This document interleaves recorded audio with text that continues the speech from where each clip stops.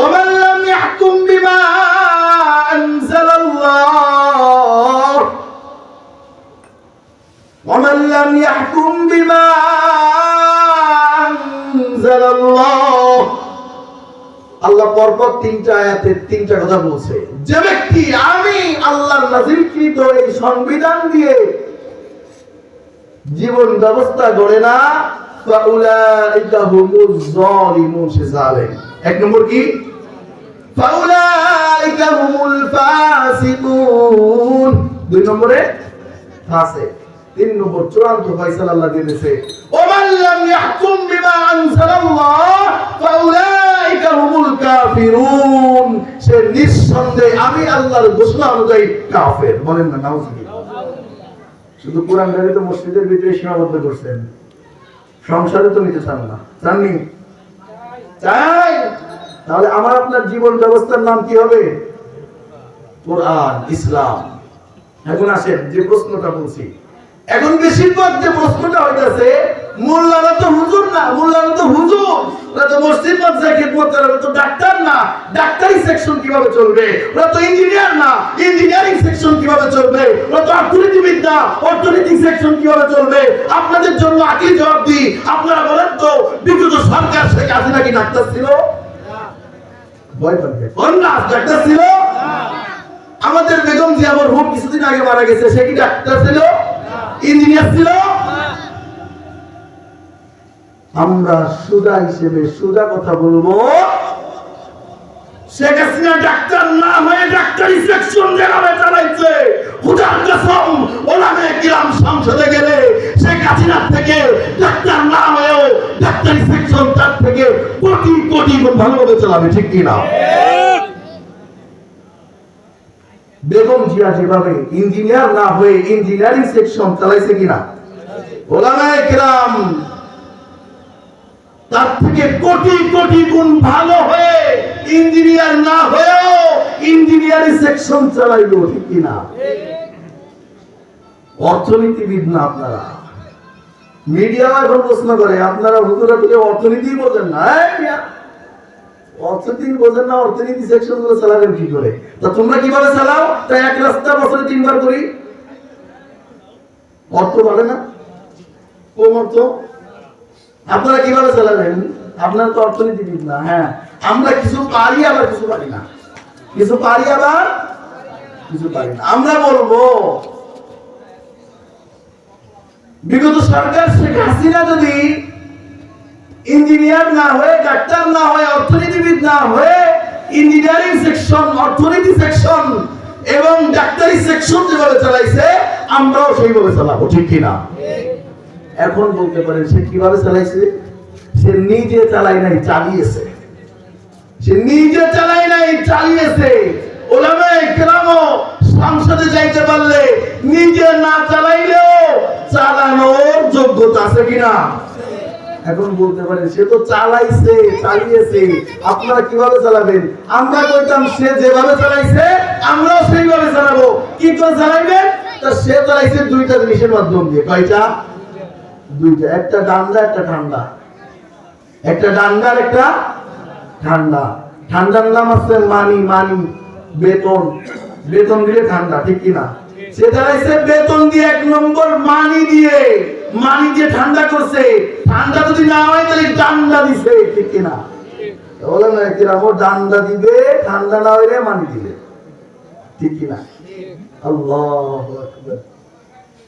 কি বলদের মতো, মূর্খের মতো, জাহেলের মতো প্রশ্ন ছড়ে ওলামায়ে কেরামের উপরে। এখন দেখেন কি পারবে না? এটা বলছি না, কি পারবে না? ওলামায়ে কেরাম 10 বছরের ভিতরে এক রাস্তা 2 বার করতে পারবে না, একবার করবে 20 বছর যাবে। ঠিক না? ওলামায়ে কেরাম জনগণের টাকা মেরে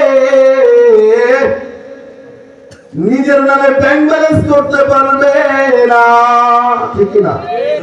ওলামায়ে কেরাম নিজের নামের অ্যাকাউন্ট বৃদ্ধি করতে পারবে না। নিজের রাস্তাটা ভালো, নিজের বাড়িটা ভালো, নিজের গাড়িটা ভালো, জনগণ রাস্তায় বসে বসে ভিক্ষা করে খায়, এটা পাইতো না।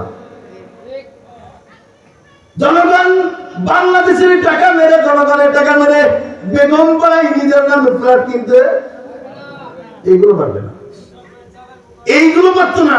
কি পারতো? সুষ্ঠুভাবে এক রাস্তায় যেমন তোমরা 30 বছরে 33 বার রাস্তা করো, এই যে অর্থগুলো টন্ডিদা এই 30 বছরের জন্য একবার রাস্তা করবে, বাকি অর্থগুলো তোমাদের জন্য বন্টন করে দিবে। আল্লাহু আকবার। এটা পারবে ওলামায়ে কেরাম, ওলামায়ে কেরাম এটা পারবে, ওটা পারবে না। এজন্য প্রশ্ন বুঝে শুনে করবেন, নিজের প্রশ্নে নিজের লুঙ্গি খুলে যাবে কিন্তু।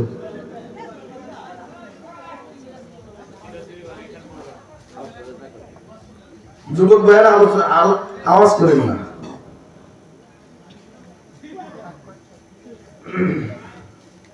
আল্লাহু আকবার। 3 নম্বর প্রশ্ন ছিল, 3 নম্বর প্রশ্ন ছিল কবরে, অনেক লম্বা আলোচনা ছিল, পড়ার সময় নেই। 3 নম্বর প্রশ্ন কি হবে? ওমান হাযার রাজুল বুইসা ফীকুম, এক লোককে দেখায় বলা হবে এই লোকটা কে জানো, যাকে তোমাদের ভিতরে পাঠানো হয়েছিল। তখন আমার আপনার মতো যারা আছে না, এরা কইব কি এই তো হুজুর হুজুর লাগে, তো মোল্লা মোল্লা লাগে রে, এটা পাগড়ি মাথায় দেখা যায় রে, এটা টুপিওয়ালা, এটা মুন্সি, এর মুখে দাঁড়িয়ে আছে রে, এটা জুব্বা গায়। না না না না, এর চিনি না, এই কোন মসজিদের মুন্সি টুন্সি হইব, কিন্তু কোন মসজিদের মুন্সি টুন্সি হইতো সারা জীবন তো মুন্সিকে কাঠি দেওয়া শিখছেন, ঠিক কিনা? মুন্সিদেরকে কাঠি দেওয়া শিখছেন, আর মারেফতের দোহাইতে কিছু প্রশ্ন করে কাট করার চেষ্টা করেন। হুজুর ও ক্লাস পড়েন নাই, ও সমস্ত আমরা জানি, আপনারা জানেন না। আল্লাহু আকবার। কালকে কবরের 3 নম্বর প্রশ্নে যখন আল্লাহ রাসূল সাল্লাল্লাহু আলাইহি সাল্লামের চেহারা মুবারক দেখা বলা হবে, ওমান হাযার রাজুল, এই ব্যক্তি কে বন্ধু বলো তুমি, তখন বলবে এটা তো মুন্সি মুন্সি লাগে, এটা তো চিনি না, হয়তো কোন মসজিদের মুসাল্লি হইব, কোন মসজিদের মুন্সি হইব, বেতনভুক্ত আমাদের গোলাম বা চাকর হইব। বলি না আমরা অনেকে, অনেকে এই কথা বলে, আরে হুজুর তো আমাদের বেতনের গোলাম, আমরা উঠতে বলে উঠবে, বসতে বলে বসবে, এটাই তো হুজুরের কাম। যদি না করে আসসালামু আলাইকুম হুজুর যান, অন্যদিকে চাকরি দেখেন, ঠিক কি না? শুনে রাখেন, আজকে একটা মাসআলা বলে দেয়, আজকে একটা মাসআলা বলে দেয়। কোন মসজিদের ইমাম যদি মনে করে আমি এই মসজিদের কমিটির কাছে টাকার গোলাম, কমিটির কাছে ধরা, সমাজের কথা মতো আমার চলতে হবে, উঠতে হবে, বসতে হবে, কোরআন হাদিসকে মাইনাস করে, কোরআন হাদিসের বিষয়, কোরআন হাদিসকে মাইনাস করে, কোরআন হাদিসের সব কথা সবসময় বলা যাবে না, কোরআন হাদিসের কথা গোপন করে সাজেশন তাদের অনুযায়ী বলতে হবে, এই লালন করে, এই চিন্তা যদি কেউ পোষণ করে, খোদার কসম আল্লাহর নামে শপথ করে বললাম, ওই ইমামের নামাজ তো হয় না, বরং মুসল্লিরা যতদিন নামাজ পড়ছো একটারও নামাজ হয় নাই, একটারও নামাজ হয় নাই। কারণ আমি এই মুসল্লি সবকিছু আল্লাহর পক্ষ থেকে আপনাদের খাদেম বানায়া, প্রত্যেকটা আলেমকে মসজিদের খাদেম বানায়া, সমাজের খাদেম বানায়া কুরআনের বাণী পৌঁছায় দেওয়ার জন্য দায়িত্ব দিয়ে পাঠাইছে, ঠিক কি না? একটা কথা বুঝে আসে না, বুঝতো একটা কথা বুঝে আসে না। দেখেন না, আমরা মুসলমান না, আমরা মুসলমান তো, তাও বলতে পারি ভাই আল্লাহ, আমরা মুসলমান না, আমরা মুসলমান। আরে সব থেকে বড় পরিচয় আমি একজন মুসলমান, ঠিক কি না? আমি একজন মুসলিম, এটা সব থেকে আমার বড় পরিচয়, বলতে ভয় পারছে। অথচ কপাল পুরা কতটা আমরা নির্বোধ। এই পৃথিবীতে যত ধর্ম আছে, পৃথিবীতে যত, শুধু বাংলাদেশ না, পুরো পৃথিবীতে যত ধর্ম আছে, আপনি কোন ধর্মে দেখাইতে পারবেন না যে এই ধর্মের পণ্ডিত, ওই ধর্মের ধর্মজ্ঞানী যারা আছে, তারা ওই ধর্মের কথা বলতে যে ওই ধর্মের অনুসারীদের কাছ থেকে কখনো বাধা বিঘ্নর সম্মুখীন হয়েছে, কোথাও দেখাইতে পারবেন না।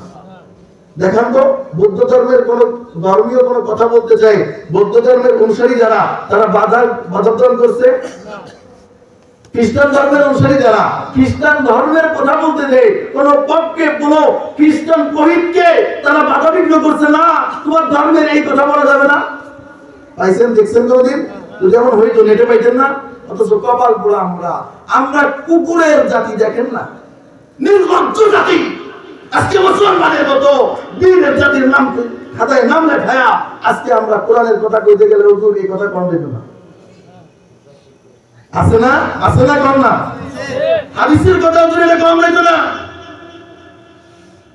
কপাল পড়া মুসলমান, এই তুমি ইসলাম মানিয়ে মুসলমান হইছো, তুমি তোমার রব আল্লাহকে স্বীকার দিছো যে আল্লাহ রাব্বুল আলামিন আমার রব এক তিনি, অথচ তুমি কেমন মুসলমান হইলা? তুমি মুসলমান, তোমার সামনে ইসলামের কথা বলা যাবে না, তাহলে ইসলামের কথা কার সামনে বলতাম? তুমি একজন মুমিন, তোমার সামনে আল্লাহ রাসূলের কথা বলা যাইতো না, তাহলে তুমি এই আল্লাহ রাসূলের কথা কার সামনে কইতাম? এই দুঃখ তো বলার জায়গা নেই। আজকে মুসলমান হয়ে কোরআনের কথা বলতে নিষেধ করে, আজকে মুসলমান পরিচয় দিয়ে আল্লাহ রাসূলের কথা বলতে নিষেধ করে, আজকে মুমিন দাবি করে আল্লাহর সঙ্গে দুশমনি করে। এই দুঃখ কই রাখো? আজকে মুসলমান হয়ে যদি ইসলামকে ইসলামের বিরোধিতা করি, তাহলে বিধর্মীরা কি করবে?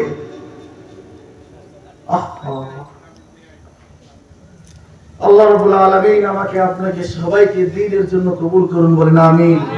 দ্বীনের সঠিক বুঝদান করুন, বলেন আমিন। তাহলে তৃতীয় প্রশ্ন কি? ওমান হাদার রাজুল বুইসা ফীকুম, এই লোককে চিনো? এই লোককে যাকে তোমাদের ভিতরে প্রেরণ করা হয়েছে। এই লোককে যাকে তোমাদের ভিতরে প্রেরণ করা হয়েছিল, তখন ওই সমস্ত লোকে বলবে জীবনে তো মুখে দাড়ি উঠায় নাই, কারণ দাড়ি রাখলে তো বুড়ো হয়ে গেছে। দাড়ি রাখলে কি হয়? বুড়ো হয়ে যায়।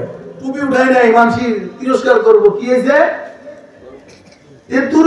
টুপি উঠাইছে মাথায়, এ তো মুন্সি হয়ে গেছে, মোল্লা হয়ে গেছে। তো সারা জীবন তো মুন্সি আর মোল্লাকে তিরস্কার করছি, এই জন্য যখন টুপিওয়ালাকে দেখবো, যুবওয়ালাকে দেখবো, পাখিওয়ালাকে দেখবো, তখন আমার মন থেকে বেরোবে এ মনে হয় কোন মসজিদের মুন্সি, আমি তোকে চিনি না। আমার লিডার তো ছিল অমুক, যার ছিল না দাড়ি। আমার লিডার তো অমুক, যার গলায় ছিল টাই। আমার লিডার তো চিনলে বুঝতাম যে তার পরনে ছিল কোট, পিন্দিনে ছিল প্যান্ট। ওই সে প্যান্ট আর কোট পরা টাইওয়ালা তো আসে নাই, তাহলে মানে এটা জানি না আমি কে। আজকে সুন্নাতের প্রতি মহব্বত নাই। কালকে কবরে যখন যাইবা বন্ধু, এই আমলের কথা কইবো, কিন্তু বলছি না দুনিয়ার পরীক্ষা কিসে হয়? মুখস্থের দ্বারা হয়। আর কবরের প্রশ্নের সল কিসের মাধ্যমে হবে? উত্তর কিসের মাধ্যমে হইতো? আমলের মাধ্যমে। যখন দেখবেন দুনিয়ায় মহব্বতে দাঁড়িয়ে রাখছি, নবীর কথা শুনে নবী দাঁড়িয়ে রাখতেন, দুনিয়ায় মাথায় টুপি উঠাইছি নবীর কথা মনে করে, নবী টুপি রাখতেন মাথায়, নবীর কথা মনে করে গায়ে জুব্বা লাগাইছিলাম, মসজিদে উপস্থিত হইতাম, তখন চিনে আসবে এই তো যার সাদৃশ্য দুনিয়ায় গ্রহণ করছি না দেখতো আমার মতো তো সেই নবীর মতো লাগে, যা নিঃসন্দেহে আমি বলতে পারি যাকে না দেখে অনুসরণ করছি সে আমার আপনার সবার নেতা, সাইয়্যিদুল মুরসালিন, খাতামুন নবিয়্যিন, হযরত মুহাম্মদ মুস্তাফা সাল্লাল্লাহু আলাইহি ওয়াসাল্লাম। আল্লাহ রাব্বুল আলামিন ভাঙাচোরা কথা যতটুকু এলোমেলো বললাম, শুনলাম, বললেওয়ালা, শুননেওয়ালা, বক্তা, শ্রোতা সবাইকে আমল করার তৌফিক দান করুন, বলেন আমিন। এবং কোরআনের ঈমানি পরীক্ষা সামনে, ইনশাআল্লাহ আমরা ঈমানি পরীক্ষায় ফেল না পাস নাম লেখাবো তো ইনশাআল্লাহ, নাম লেখাবো তো ইনশাআল্লাহ। লেখাইতে পারলেই পাস, না লেখাইলে আপনি নিজেই ফেলের সাথে নাম লেখাইছেন, কারণ কিছু করা নেই। ওয়া আলাইনা ইল্লাল বালাগ। আসসালামু আলাইকুম ওয়া রাহমাতুল্লাহি ওয়া বারাকাতুহু।